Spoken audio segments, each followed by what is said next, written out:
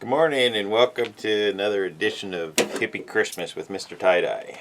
So today I have the Star Mandala that I tied up in the live video the other day.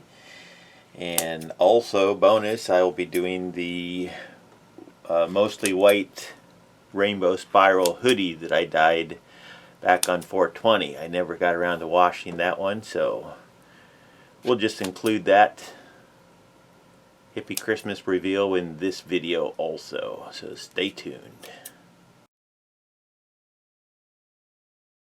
So let's just take a little peek. Yeah, it looks like we got some good color saturation down in there, so I'll get set up and we'll open this up. Okay, here we go.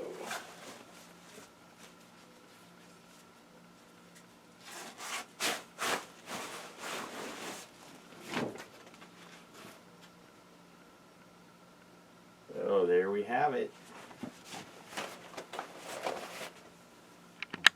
Okay, here's the hoodie. Although I got more color in it than what I wanted,